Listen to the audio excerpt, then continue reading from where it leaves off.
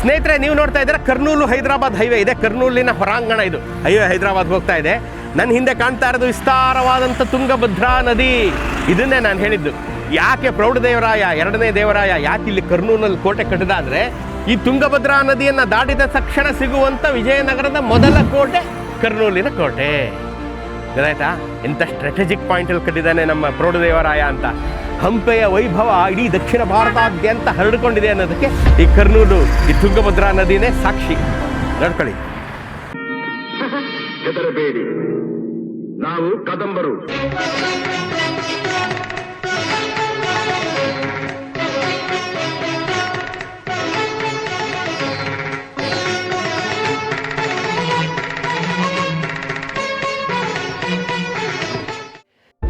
ನಮಸ್ಕಾರ ಸ್ನೇಹಿತರೆ, ಮೈಸೂರಿನ ಕಥೆಗಳಿಗೆ ಸ್ವಾಗತ ಸುಸ್ವಾಗತ. ಎಲ್ಲ ಲೈಫ್ ಎಂಜಾಯ್ ಮಾಡ್ತಾ ಇದ್ದೀರಾ ಅಂತ ಅಂದ್ಕೊಂಡಿದ್ದೀನಿ. ಇವತ್ತು ನಾನು ನಿಮ್ಮನ್ನು ಆಂಧ್ರ ಪ್ರದೇಶದ ಕರ್ನೂಲಿಗೆ ಕರ್ಕೊಂಬಂದ್ಬಿಟ್ಟಿದ್ದೀನಿ. ಕರ್ನೂಲು ಪಟ್ಟಣಕ್ಕೆ ನಾನು ಕರ್ಕೊಂಬಂದಿದ್ದೀನಿ. ಯಾಕೋ ಧರ್ಮಿ ಕರ್ನೂಲಿಗೆ ಹೋಗಿದೆಯಾ ಈ ಬಿಸಿಲಲ್ಲಿ ಅಂತಂದರೆ, ಕರ್ನೂಲಿನಲ್ಲಿ ನಮ್ಮ ವಿಜಯನಗರದ ಅಚ್ಯುತರಾಯ ಮಹಾರಾಯರ ಕಾಲದಲ್ಲಿ ಕಟ್ಟಿದಂಥ ಒಂದು ಕೋಟೆ ಇದೆ. ಅಚ್ಯುತರಾಯ ಮಹಾರಾಯರ ಸಾಮಂತರಾಗಿದ್ದ ಕೊಂಡಾರೆಡ್ಡಿ ಬುರ್ಜು ಇದೆ. ನೋಡ್ತಾ ಇದ್ದೀರಾ? ಅಚ್ಯುತರಾಯರು ಸಾಮಂತರಾಗಿದ್ದರು. ನಮ್ಮ ವಿಜಯನಗರ ಸಾಮ್ರಾಜ್ಯ ಕರ್ನೂಲಿನವರೆಗೂ ಇತ್ತು. ವಿಜಯನಗರ ಸಾಮ್ರಾಜ್ಯ ಇಡೀ ದಕ್ಷಿಣ ಭಾರತವನ್ನೆಲ್ಲ ಆವರಿಸಿತ್ತು. ಕರ್ನೂಲಲ್ಲೂ ಒಂದು ಕೋಟೆ ಇತ್ತು. ನಾನು ಈಗಾಗಲೇ ಗುತ್ತಿ ಕೋಟೆ ನಾನು ನಿಮಗೆ ತೋರಿಸಿದ್ದೀನಿ. ಕರ್ನೂಲು ಕೋಟೆ ಅಚ್ಯುತರಾಯರ ಮಹಾರಾಯರು ಅಧಿಕಾರಕ್ಕೆ ಬರ್ತಾರಲ್ಲ 1530ರಲ್ಲಿ, ಆ ಕಾಲಾಂತರದಲ್ಲಿ ಕಟ್ಟಿದಂಥ ಕೊಂಡಾರೆಡ್ಡಿ ಬುರ್ಜು ಅಂತ. ಕೊಂಡಾರೆಡ್ಡಿ ಇಲ್ಲಿನ ಸಾಮಂತ. ಹಾಗಾಗಿ ಈ ಬುರ್ಜನ್ನು ಕೊಂಡಾರೆಡ್ಡಿ ಬುರ್ಜು ಅಂತ ಲೋಕಲ್ ಜನ ಕರೀತಾರೆ. ಮುಂದ್ಗಡೆಯಿಂದ ತುಂಬ ಚೆನ್ನಾಗಿದೆ ಕೋಟೆ, ತೋರಿಸ್ತೀನಿ ಬನ್ನಿ. ಇನ್ನೊಂದಷ್ಟು ಕಥೆನ, ಕೊಂಡಾರೆಡ್ಡಿ ಯಾರು, ಏನು ಅವನ ಕಥೆ, ಅಚ್ಯುತರಾಯರ ಮಹಾರಾಯರ ಕಾಲದಲ್ಲೆಲ್ಲ ಏನಾಯಿತು ಮುಂದ್ಗಡೆ ತೋರಿಸ್ತೀನಿ. ಕೋಟೆಯ ಮುಂದ್ಗಡೆ ತೋರಿಸ್ತೀನಿ ಬನ್ನಿ. ಈ ಕೋಟೆ ನೀವೇನು ನೋಡ್ತಾ ಇದ್ದೀರಲ್ಲ, ಇದು 12th ಸೆಂಚುರಿ ಕೋಟೆ. ಇದು 12ನೇ ಶತಮಾನದಲ್ಲಿ ಮೊದಲ ಬಾರಿಗೆ ಕಟ್ಟಲ್ಪಟ್ಟಂಥ ಕೋಟೆ ಇದು. ಈಗ ನಾವೇನು ನೋಡ್ತೀವಲ್ಲ, ಕೋಟೆಯ ಉಳಿದ ಭಾಗ ಭಾಳ ದೊಡ್ಡ ಫೋರ್ಟ್ ಇದು. ತುಂಬ ಚಿಕ್ಕದು ಅಂದ್ಕೋಬೇಡಿ ಇದನ್ನು, ಭಾಳ ದೊಡ್ಡ ಫೋರ್ಟು. ಈಗ ಉಳಿದ ಭಾಗ ಅಷ್ಟೇ. ಕರ್ನೂಲು ಪಟ್ಟಣ ಈ ಕೋಟೆನ ಆವರಿಸ್ಕೊಂಡ್ಬಿಟ್ಟು ಇಷ್ಟು ಉಳಿಸ್ಕೊಂಡು ಏಸೈಗೆ ಬಂದಿರಲಾಗಿ ಇಷ್ಟಾದರೂ ಉಳ್ಕೊಂಡಿದೆ. 12th ಸೆಂಚುರಿನಲ್ಲಿ ಮೊದಲ ಬಾರಿಗೆ ಈ ಕೋಟೆ ಕಟ್ಟಲ್ಪಟ್ಟಿತು.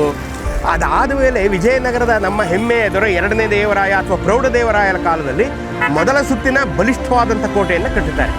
1530ರಲ್ಲಿ ಅಚ್ಯುತರಾಯ ಮಹಾರಾಯರು ಎರಡನೇ ಸುತ್ತಿನ ಮತ್ತು ಈ ಕೋಟೆಯ ಬಲಿಷ್ಠವಾದಂಥ ಕೋಟೆಯನ್ನು ಕಟ್ಟುತ್ತಾರೆ. ಅವರಾದ ಮೇಲೆ ಅವರ ಸಾಮಂತರಾದಂಥ ಕೊಂಡಾರೆಡ್ಡಿ ಬುರುಜನ್ನು ಅವನು ಕಟ್ಟುತ್ತಾನೆ. ಅಂದರೆ ಅಚ್ಯುತರಾಯ ಮಹಾರಾಯರ ಕಾಲದಲ್ಲೇ.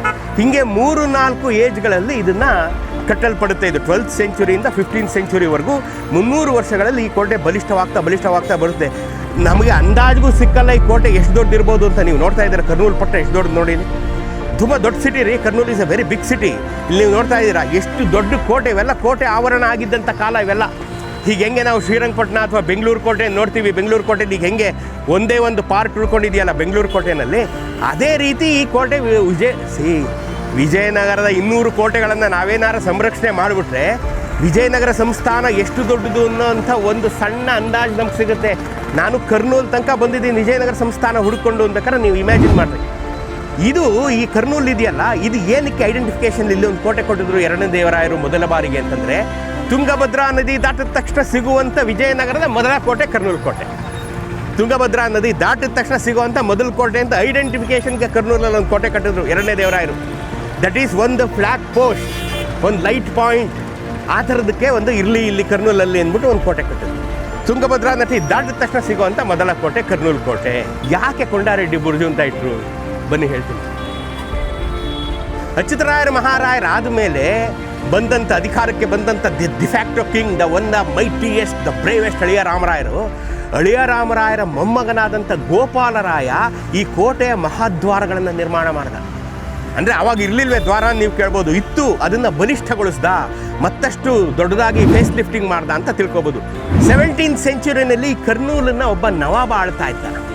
ಆಗ ಅಲಂಪುರದಲ್ಲಿ ಆಳ್ತಾ ಇದ್ದಂಥ ಪಾಳೆಗಾರನ ಹೆಸರು ಕೊಂಡಾರೆಡ್ಡಿ. ಆ ಕೊಂಡಾರೆಡ್ಡಿಯನ್ನು ಯುದ್ಧದಲ್ಲಿ ಸೋಲಿಸಿ ಬಂಧಿಸಿ ಈ ಕರ್ನೂಲಿನ ಕೋಟೆಯಲ್ಲಿ ಕರ್ನೂಲಿನ ನವಾಬ ಬಂಧಿಸಿ ಇಡ್ತಾನೆ. ಆಗ ಈ ಕರ್ನೂಲಿನ ಒಂದು ಸುರಂಗ ಇದೆ ನೋಡಿ, ಈ ಸುರಂಗದಿಂದ ಕೊಂಡಾರೆಡ್ಡಿ ತಪ್ಪಿಸ್ಕೊಂಡು ಬಂದು ಮತ್ತೆ ಯುದ್ಧವನ್ನು ಗೆಲ್ತಾನೆ. ಯುದ್ಧವನ್ನು ಗೆದ್ದಿದ್ದರಿಂದ ಗೋಲ್ಕೊಂಡಾದ ನವಾಬರು, ಶಾಹಿ ಸುಲ್ತಾನರಲ್ಲಿ ಒಬ್ಬರಾದ ಗೋಲ್ಕೊಂಡಾದ ನವಾಬರು ಅವರೇ ಸೋಲನ್ನಪ್ಪಬೇಕಾಗುತ್ತೆ.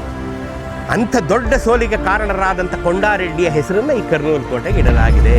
ಯಾಕೆಂದರೆ ಯಾರು ರೀಸೆಂಟ್ ಪಾಸ್ಟ್ ಇರ್ತಾರೆ ಅವ್ರ ಹೆಸರನ್ನ ಇರೋದು ಸಾಮಾನ್ಯ ವಾಡಿಕೆ ಅಲ್ವೇ. 12th ಸೆಂಚುರಿಯಿಂದ ಬಂದು ಆಮೇಲೆ 15th ಸೆಂಚುರಿಯಲ್ಲಿ 2ನೇ ದೇವರಾಯರು, ಅಚ್ಯುತರಾಯನ ಮಹಾರಾಯರು, ಅಳಿಯಾರಾಮರಾಯರು, ಅವರ ಮೊಮ್ಮಗನಾದಂಥ ಗೋಪಾಲರಾಯ, ಅದಾದಮೇಲೆ ಬಂದಂಥ ಕರ್ನೂಲಿನ ನವಾಬ ಕೈಯಲ್ಲಿ ಸೋತಂಥ ಕೊಂಡಾರೆಡ್ಡಿಯ ಹೆಸರನ್ನು ಈ ಕೋಟೆಗೆ ಇಡಲಾಗಿದೆ.